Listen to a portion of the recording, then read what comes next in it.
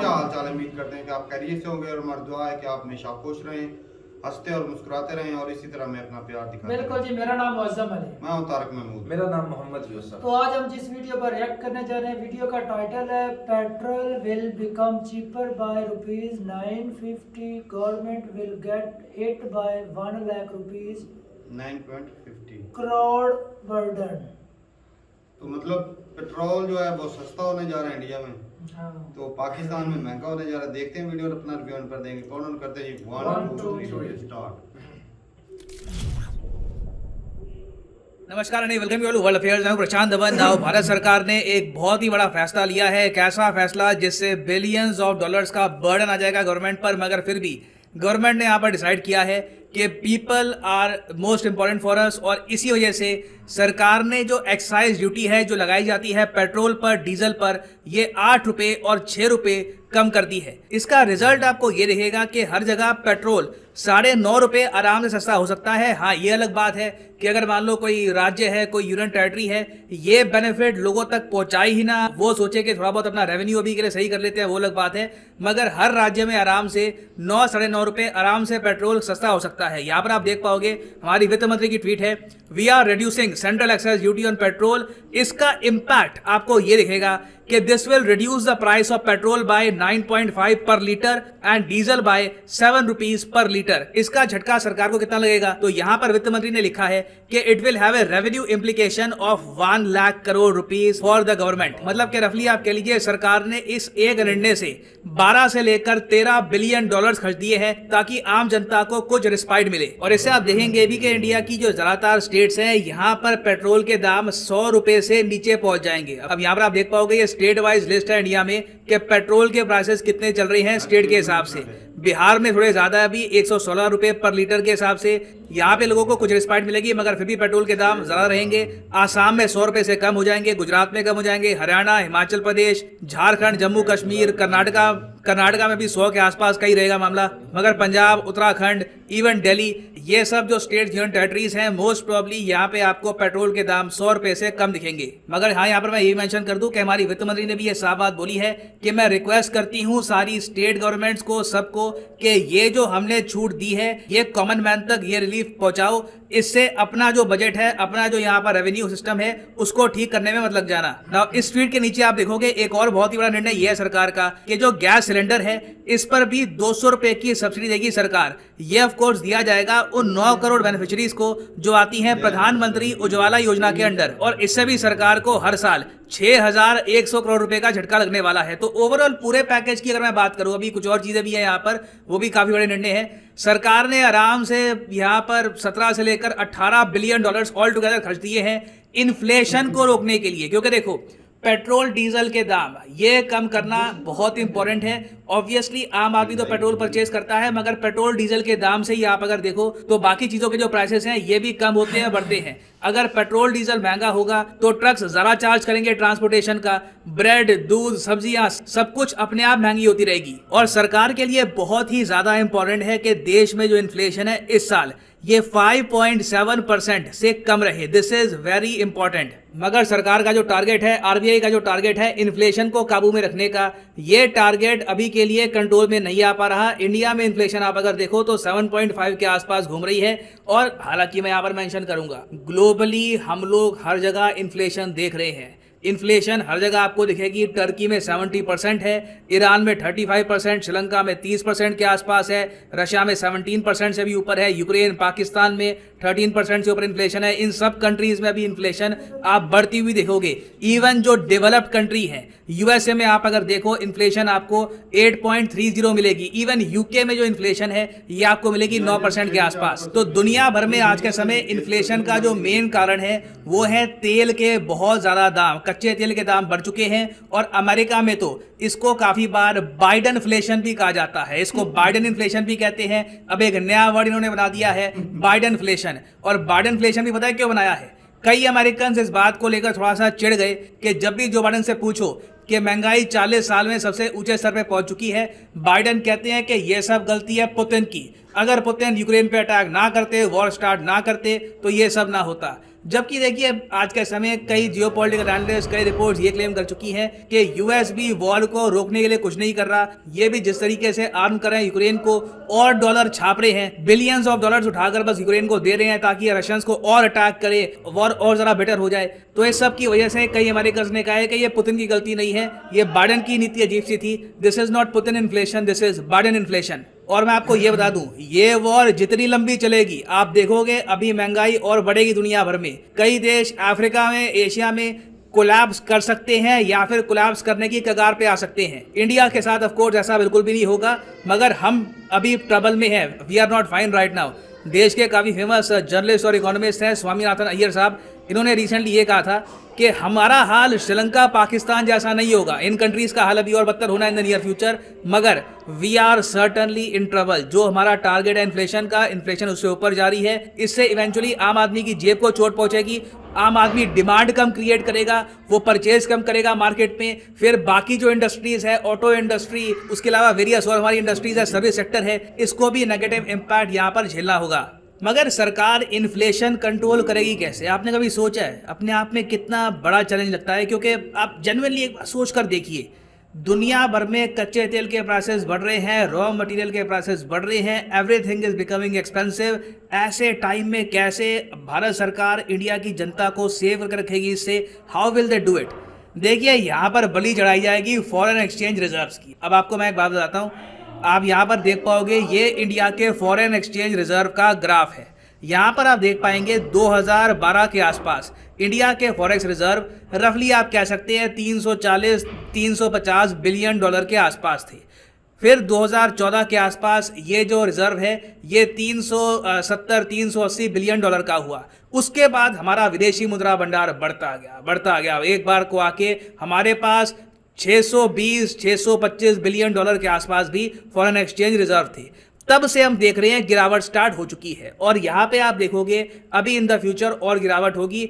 Already हमारे forex reserve 600 billion dollar से नीचे गिर चुके हैं। आज फिर से 2.6 बिलियन डॉलर की गिरावट आई है। ये गिरावट इन द फ्यूचर आप और देखोगे। बेसिकली सरकार ज़्यादातर फॉरेक्स रिजर्व का यूज़ करेगी, क्योंकि ये जो हमने इकट्ठा किया था फॉरेक्स रिजर्व, ये स्ट्रैटेजी के अंडर इकट्ठा किया था। जब दुनिया में संकट फैलेगा उस वक्त अपने पास एक अच्छा रिजर्व होगा, आराम से झेल लेंगे बुरे समय को, रेनी डेज निकाल लेंगे। फिर उसके बाद देखिए इवेंचुअली कभी ना कभी तो वॉर खत्म होगी, कभी ना कभी तो पुतिन भी ठंडे होंगे, तेल के दाम वापस कंट्रोल में होंगे। फिर उसके बाद विदेशी मुद्रा भंडार फिर से उठा लेंगे, मौका आएगा। और ये हमने इन द पास किया भी है। 2008 में आप अगर देखो तो जो ग्लोबल फाइनेंशियल क्रैश आया था उसके बाद भी इंडिया ने अपने विदेशी मुद्रा भंडार का इस्तेमाल किया था और फिर 2012 तक मतलब कि 4 साल लग गए, हमने रिक्लेम किया 2008 वाला स्टेटस। तो as a country we are well prepared. हमने सोच रखा था कल को प्रॉब्लम आएगी तो we will do all this. Main अभी ऑब्जेक्टिव ये होना चाहिए कि as a country we keep on growing.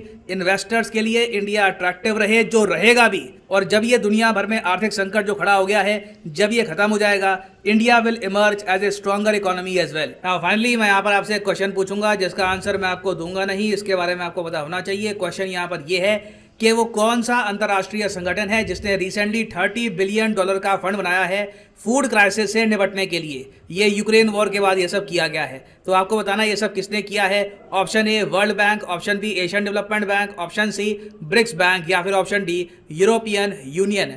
Comment section में सब लोग आंसर करो। जो लोग सही आंसर करेंगे मैं उनकी कमेंट को हार्ट दे दूंगा। बाकी गूगल करोगे 30 बिलियन डॉलर फूड क्राइसिस तो आराम से आपको इसका आंसर वैसे भी मिल जाएगा। बट इधर वे मैं कमेंट सेक्शन में कोशिश करूंगा कि आपको इसका सही आंसर पता लगवा दूं। और फाइनली यहाँ पर मैं ये भी ऐड कर दूं कि कल सुबह 11 बजे है लाइव अनअकैडमी का टेस्ट। बस अटेम्प्ट करना है, मतलब लिटरली आपको लिंक पे क्लिक करना है, सुबह 11 बजे उठना है और आप 250 रुपये अमेजॉन गिफ्ट वाउचर में जी सकते हैं। इस वाउचर को आप यूज़ कर सकते हो अमेजॉन पे कुछ परचेज करने के लिए, pretty much anything you want। तो सिंपली जाओ यहाँ पर कमेंट सेक्शन में, ये लिंक आपको मिल जाएगा, लिंक पे क्लिक करो। अगर आप मोबाइल फ़ोन पे हैं तो पहले अनअकैडमी की ऐप डाउनलोड कर लेना, फिर यहाँ पर क्लिक करो एनरोल नाउ पर, और फिर यहाँ पर सुबह जो 11 बजे का टेस्ट है 22 मई का, इसके लिए कर लेना एनरोल। आपसे बेसिकली कुछ नंबर वगैरह मांगेंगे, रजिस्टर कर लेना खुद को, कोड मांगेंगे, कोड डाल देना PD10 और अपने आप 10:30 बजे के आसपास आपको एक अलर्ट आ जाएगा कि टेस्ट के लिए तैयार हो जाइए। ऑल ओवर इंडिया हज़ारों बच्चे ये टेस्ट देंगे। और सिंपली यहाँ पे आपको टेस्ट अटेम्प्ट करना है and you can win many prizes. अगर यहाँ पे आपकी रैंक आ जाती है तो आपको यहाँ पर लैपटॉप, आईपैड, वेरियस और गिफ्ट भी मिल सकते हैं। यहाँ पर आप देख सकते हैं कुछ टेस्टिमोनियल्स हैं रीसेंट विनर्स के। अनअकैडमी कॉम्बैक्ट हुआ था तो मैंने उसमें पार्टिसिपेट किया था, तो मुझे लकी ड्रॉ के रूप में ये अनअकैडमी की तरफ से ये एप्पल आईपैड मिला है। I am Gungun Agrawal and I gave Unacademy Combat on 27th of Feb, in which I got rank 1, and then I received this MacBook Air.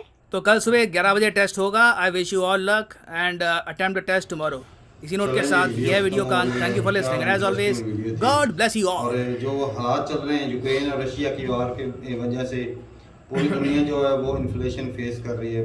पूरी दुनिया में है महंगाई। यूरोपियन कंट्री भी इससे नहीं बचे, अमेरिका भी नहीं बचा हुआ। और 13% पाकिस्तान में, तो इंडिया में परसेंटेज में नहीं बताया ना, बताइए 8% है। 8% है। 8% तो अमेरिका में थी। इधर 7 पॉइंट के लगभग है, लेकिन वो पेट्रोल इसीलिए वो तो कम कर रहे हैं ना, वो पेट्रोल की वजह से बोल रहे हैं 5.7 के लगभग इस साल भी इन्फ्लेशन रहेगी। तो इन्फ्लेशन अगर इतनी ज़्यादा हो चुकी है, पूरी दुनिया फेस कर रहा है, लेकिन ये जो तेल जो है उसकी प्राइस कम करने से काफ़ी जो हालात कंट्रोल किए जा सकते हैं।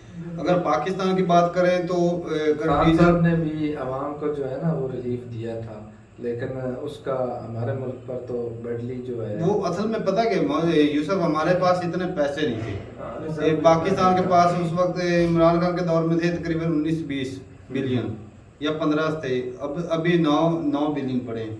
तो 9 बिलियन तो एक दिन के लिए, एक दिन का खर्चा भी नहीं निकलता भाई। तो आवाम को बजाय रिलीफ के वो तो मतलब उल्टा इंडिया ने जो रिलीफ जो दिया फर्क है रिजर्व पड़ा, जितना पैसा रिजर्व पड़ा हो तो वो कंट्री के लिए वो पैसे की वैल्यू रहती है। लेकिन एक बात पाकिस्तान है, के पास तो है ही नहीं, तारक डॉलर भाई, है ही नहीं। जब डॉलर मैं नहीं- एक बात कहना चाहूँगा, मोदी सर जो है ना वो मुल्क में सियासत नहीं कर रहे हैं, वो सिर्फ अपनी आवाम की खिदमत कर रहे हैं। हकीकत बात है भाई, यहाँ सियासत वाला तो कोई चक्कर ही नहीं है ना।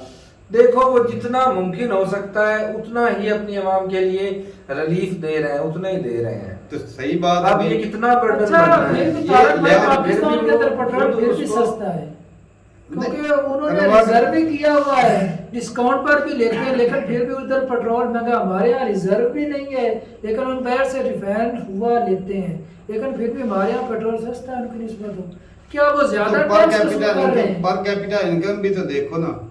उस हिसाब से असल तो- में पेट्रोल जो है, अगर कन्वर्ट करें मनी तो पेट्रोल इंडिया में महंगा महंगा है, है। क्योंकि 210 208 10 16 रुपए भी था कई स्टेट में, 16 भी था। 16 था, हाँ, तो 120 के लगभग में था। तो अगर उसको कन्वर्ट करें तो कितना ज्यादा फर्क पड़ता है। वो 250 के करीब चला जाता है पाकिस्तान रुपये के हाँ, हिसाब से। पाकिस्तान में 150 रुपए है तकरीबन। हाँ, अभी और सस्ता होगा ना।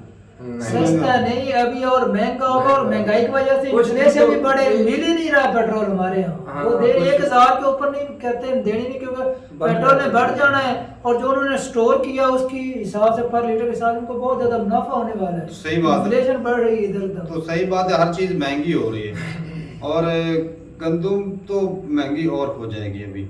तो जो हालात पहले पाकिस्तान में अगर बात करें, अगर पेट्रोल से महंगा होता है तो साफ उसके साथ किराए महंगे हो जाते हैं गाड़ियों के, मतलब हर एक हर चीज जरूरियात impact होती है जिंदगी की उससे। हर एक महंगी चीज हो जो जाती है, कपड़ा वो महंगा है, ऐसे हर ऊपर चीज- जाती है भाई। हर चीज महंगी हो जाती है।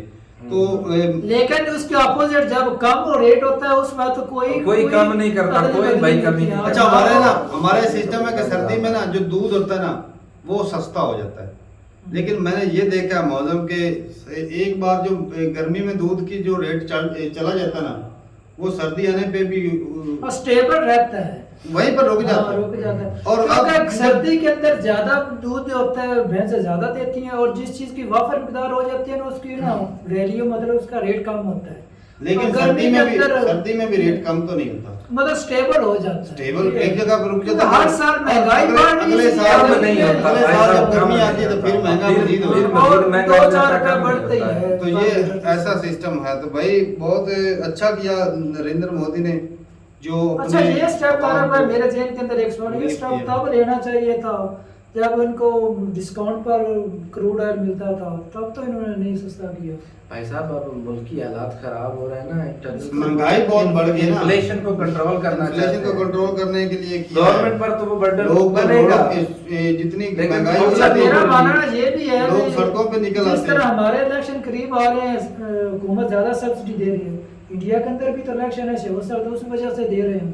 नहीं भाई, मैंने पहले कहा ना, सियासत नहीं कर रहे हैं, वो खिदमत कर रहे हैं, लोगों की हाँ। खिदमत कर रहे हैं। चलो, अच्छा स्टेप और जितने लिया है, बिलियन हमारा का आशीर्वाद अब के देख साथ। रहे हैं जितने बिलियन का गवर्नमेंट घाटा वो झेलेगी वो 17 से 18 बिलियन का नहीं और- 10-12 का है, लेकिन उतने हमारे पास रिजर्व है, तो हम नहीं कैसे 17-18 बिलियन का साल का नहीं, मतलब जो सब्सिडी दे रहे हैं जो गैस अभी सिलेंडर के ऊपर 200 रुपया जो है, 200, हाँ, फिर हर सिलेंडर के पीछे 200 रुपया सस्ता किया है। और पेट्रोल 9.5 रुपए तकरीबन वो सस्ता किया। तो बहुत जितने बड़े अब देख लो कितना बड़ा कंट्री है, बहुत बड़ा। कितनी ज्यादा तेल की खपत है। हम्म। और मैं कहता हूँ मिलियन जो है गैलन या लीटर तेल खर्चा होता है एक दिन में, तो होता है।